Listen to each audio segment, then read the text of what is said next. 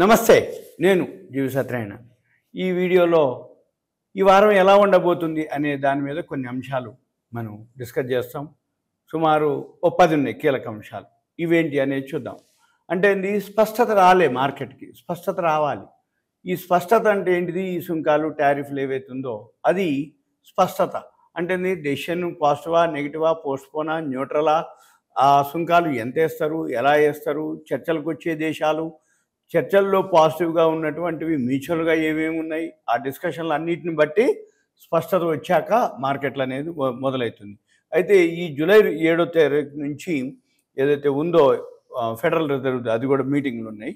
అయితే ఈ పోయిన వారం యుఎస్లో ఏదైతే టారిఫ్, ఈ ట్రంప్ సుంకాలు వీటితోటి ఈ ప్రకటనలు వచ్చే అవకాశం ఉన్నందున మార్కెట్లో ఎవరైతే పాల్గొనాలనుకుంటారో వాళ్ళంతా జాగ్రత్తగా ఆచితూచి వ్యవహారం అంటే చేస్తున్నారు అనేది అర్థం.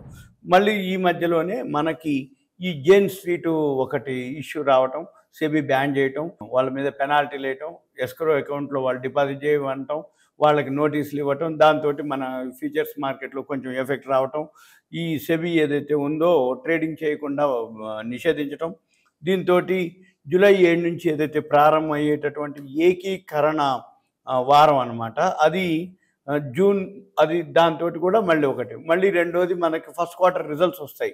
ఈ రిజల్ట్స్ అనేది ఎలా ఉంటాయి ఏంటిది అనేది మార్కెట్లో ఆచితూచి వ్యవహరిస్తారు అనేది అర్థం అనమాట. అయితే దీంతో మళ్ళీ మన అమెరికా భారత్ ఏవైతే వాణిజ్య చర్చలు ఉన్నాయి, ఈ వాణిజ్య చర్చలు సానుకూల ఫలితాలు చూపిస్తాయి అనేది మార్కెట్ యొక్క వర్గం యొక్క అనమాట. అంటే దాంతో ఏంది, అవి కనుక సానుకూల చర్చలు అయితే సెంటిమెంట్ మళ్ళీ బలపడటం జరుగుతుంది. దీంతో ఐటీ, ఫార్మా, ఆటో సెక్టార్లు ప్రయోజనం చేకూరుస్తుంది అన్నమాట. తర్వాత ఇప్పుడు ఏదైతే పెరుగుతున్నటువంటి స్థాయిల్లో ఏవైతే ఉన్నాయో కొంచెం మార్కెట్ నిశితంగా గమనిస్తున్నాయి. నెక్స్ట్ నైరుతి ఋతుపవనాలు కూడా ఓకే అయిపోయినాయి, రావడం జరిగింది. ఇప్పుడు మనకి రియల్గా వర్షాకాలం స్టార్ట్ అయింది అన్నట్టు. అంటే వాతావరణం ఎప్పుడు చూసినా మామూలుగానే ఉంటుంది, వర్షాలు రాత్రిపూట పట్టడం మళ్ళీ అనమాట. అంటే ఋతుపవనాలు వచ్చేసినాయి, ఉన్నాయి, వస్తున్నాయి. పోయిన సంవత్సరం కంటే ఈ సంవత్సరం ఎక్కువ ఉంటుంది. దాంతో అగ్రికల్చర్ సెక్టార్కి సంబంధించినటువంటి ఏవైతే ఉన్నాయో అవన్నీ కూడా పాజిటివ్ ఉంటాయి. ఫర్టిలైజర్స్, పెస్టిసైడ్స్, ట్రాక్టర్స్, సీడ్స్, విత్తనాలు, వాటికి సంబంధించినవన్నీ ఆ సెక్టార్ కూడా బాగుంటుంది అనమాట. అయితే దీంతో ఏంటంటే గ్రామీణ డిమాండ్ ఉంటుంది, అగ్రికల్చర్ సెక్టార్ ఏదైతే ఉందో ఎకానమీకి బాగుంటుంది అనేది. మళ్ళీ దీంతో ఫస్ట్ క్వార్టర్ రిజల్ట్స్ ఏవైతే ఉన్నాయో కార్పొరేట్ అనౌన్స్మెంట్స్ అనమాట. అంటే ఫస్ట్ క్వార్టర్ రిజల్ట్స్ ఏవైతే ఉన్నాయో అవి స్టార్ట్ అయినాయి ఆల్రెడీ. ఈ స్టార్ట్ అయినవి ఏవైతే ఉన్నాయో ఒక్కొక్క రోజు అంటే కొన్ని ఉంటాయి. ఆ రిజల్ట్స్ పాజిటివ్ ఉన్నాయా, నెగిటివ్ ఉన్నాయా, దాని మీద కూడా మన మార్కెట్లో ఎఫెక్ట్ చూపిస్తుంది. దీంతో మళ్ళీ పెద్ద ఎత్తున అంటే ఫస్ట్ క్వార్టర్ రిజల్ట్స్ని బట్టి ఆ రిజల్ట్స్ ఏవైతే ఉంటాయో ఆ రిజల్ట్స్ ముందు తీసుకుపోతారు. రిజల్ట్స్ బాగుంటే ఒక మాదిరి ఉంటుంది, రిజల్ట్స్ బాగలేకపోతే ఒక మాదిరి ఉంటుంది, రిజల్ట్స్ న్యూట్రల్గా ఉంటే ఒక మాదిరి ఉంటుంది.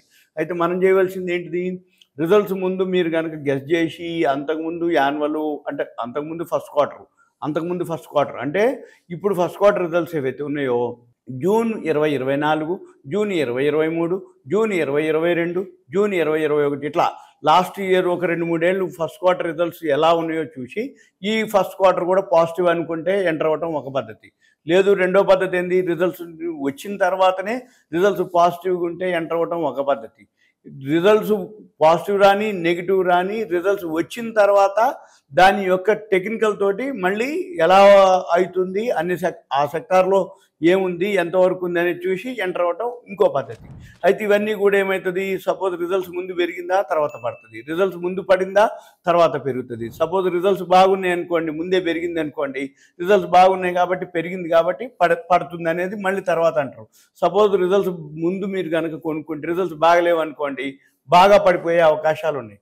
అంటే వితిన్ సెకండ్స్, మినిట్స్లోనే మీకు అన్నీ జరిగిపోతాయి. కాబట్టి మీరు ఎవరు ఎంతవరకు రిస్క్ తీసుకుంటారు అనేది రిజల్ట్స్ ముందు గెస్ చేయటం ఒక పద్ధతి, రిజల్ట్స్ అయిన తర్వాత అయితే ఇక ఏముండదు. ఎందుకు, రిజల్ట్స్ వచ్చేసినాయి, మంచిగా ఉంటేనో ఫాలో అవుతాం, ఒకవేళ పడ్డా కానీ మళ్ళీ తర్వాత బౌన్స్ బ్యాక్ అయితే మళ్ళీ పెరుగుతాయి అనమాట. అదొకటి చూడాలి, అదొకటి రిజల్ట్స్ని బట్టి మన మార్కెట్లో ఉన్నాయి. డైలీ ఏదైతే ఉన్నాయో అవన్నీ కూడా కంటిన్యూగా ఈ మంత్ మొత్తం వచ్చేస్తాయి. ఈ మంత్ వస్తే నెక్స్ట్ మంత్ 15th వరకు వస్తాయి. అంటే జూలై మొత్తం వస్తుంది, ఆగస్టు 15 వరకు మొత్తం అన్ని కంపెనీలు ఏవైతే ఉన్నాయో బీఎస్సీలో 4,000 చిల్లర, ఎన్ఎస్సీలో 3,000 చిల్లర, అసలు 36,000 కంపెనీలు ఉన్నాయి, 36,638 ఉన్నాయి. ఆ అన్ని కంపెనీల రిజల్ట్స్ అప్ టు డేట్ అయితే ఉంటాయి. మన పని ఏంటిది, మన దగ్గర హోల్డింగ్స్ ఉన్నాయి, మనము రిజల్ట్స్ని అబ్జర్వ్ చేయటం ఒక పద్ధతి, రిజల్ట్స్ వచ్చిన దాన్ని డేటా తీసుకుంటూ అవి వాల్యూని చూసుకొని అవి వాటిలో ఎంటర్ అవటం అనేది ఇంకో పద్ధతి. ఇక తర్వాత ట్రంప్ టారిఫ్లు ఉన్నాయి ఈ 9వ తారీఖు. ఈ టారిఫ్లు ఎలా ఉంటాయి, ఏముంటుంది, ఈ చర్చలు ఎలా ఉంటాయి, వేరే దేశాలతో ఎలా ఉంటుంది, ట్రేడ్ వార్ ఏదైతే 90 రోజులు ముగిసిపోతుందో ఈ 90 రోజులు ముగిసిన తర్వాత వీళ్ళు ఎలాంటి టారిఫ్లు వేస్తారు, ఎలా వేస్తారు, ఉదాహరణ యూకే, చైనా, వియత్నాం ఇవన్నీ కూడా మన భారతదేశం వీటన్నిటితోటి ట్రంప్ సంబంధాలు, ఈ చర్చలు ఇవన్నీ జరుగుతున్నాయి అన్నమాట. ఈ చర్చలు సఫలమైతే కొత్త సుంకాలు వేస్తారా, పోస్ట్పోన్ చేస్తారా అనేది దాని మీద ఉంటుంది. మళ్ళీ ఈ ప్రకటన వచ్చేంత వరకు మన మార్కెట్లు మామూలుగానే ఉంటాయి. ఇక తర్వాత ఈ ఫెడరల్ ఏదైతే మీటింగ్ ఉందో 7వ తారీఖు నుంచి స్టార్ట్ అవుతుంది. ఈ ఫెడరల్ రిజర్వ్ పాలసీ ఏదైతే ఉందో దాన్ని బట్టి కూడా మార్కెట్ గమనించడం జరుగుతుంది. ఫెడరల్ రిజర్వ్ మీటింగులు ప్లస్ ఈ సుంకాలు, టారిఫ్లు, మళ్ళీ వీటితో పాటుగా అంతకుముందు ఏదైతే ఉందో 4.25, 4.5% మధ్యలో ఏదైతే ఫెడరల్ రిజర్వ్ వడ్డీ రేట్లు ఉన్నాయో, నిధుల రేటు మళ్ళీ ఇప్పుడు నిరుద్యోగం కూడా తక్కువనే ఉంది అమెరికాలో. దీంతో కార్మిక ఏదైతే మార్కెట్ ఏదైతే ఉందో అది స్థిరంగానే ఉన్నాయని చెప్పడం, ద్రవ్యోల్బణం మాత్రం కొంత పెరిగింది అనేది. అయితే దీన్ని బట్టి మార్కెట్ ఎలా అనేది వాళ్ళు ఫెడరల్ అనేది. తర్వాత ఈ డేటా నుంచి కాకుండా ఉద్యోగం డేటా వస్తుంది. తర్వాత మళ్ళీ క్రూడ్ ఆయిల్ ప్రైసెస్ కూడా మామూలుగానే ఉన్నాయి. మరి ఇవి పెరుగుతాయా తగ్గుతాయా అనేది దీన్ని బట్టి మళ్ళీ క్రూడ్ ఆయిల్ ప్రైసెస్ని బట్టి కూడా మన మార్కెట్లో ఈ నిర్ణయాలతోటి. తర్వాత ఎఫ్ఐఐలు ఈ మధ్య మళ్ళీ అమ్మటం మొదలుపెట్టారు. మళ్ళీ మార్కెట్ కనుక ఏదైనా జరిగినప్పుడు మళ్ళీ ఎఫ్ఐఐలు మళ్ళీ ఎంటర్ అవుతారా లేదా అనేది అది చూడాలి. దీంతో ఐపీఓలు ఈ మధ్యకాలంలో మళ్ళీ చాలా ఐపీఓలు వస్తున్నాయి. పబ్లిక్ ఇష్యూలు ఏవైతే పబ్లిక్ ఇష్యూలు వస్తున్నాయో చాలామంది ఏం చేస్తారు, సేఫ్టీ కోసం ఈ సెకండరీ మార్కెట్ ఒకరోజు పెరుగుద్ది ఒకరోజు తగ్గుద్ది. ఐపీఓలు అయితే అందరితో పాటు ఒక రేటుకి ఇస్తారు కాబట్టి ఐపీఓ అలాట్మెంట్ వచ్చిందా మంచి కంపెనీలు మంచి రేట్ వస్తాయి. ఐపీఓలు అలాట్మెంట్ రాలేదనుకోండి మీ పైసలు మీ దగ్గర ఉంటాయి. ఈ మధ్యకాలంలో మళ్ళీ ఐపీఓలు ఆగిపోయినాయి కానీ ఇప్పుడు మళ్ళీ ఫుల్గా వస్తున్నాయి ఐపీఓలు.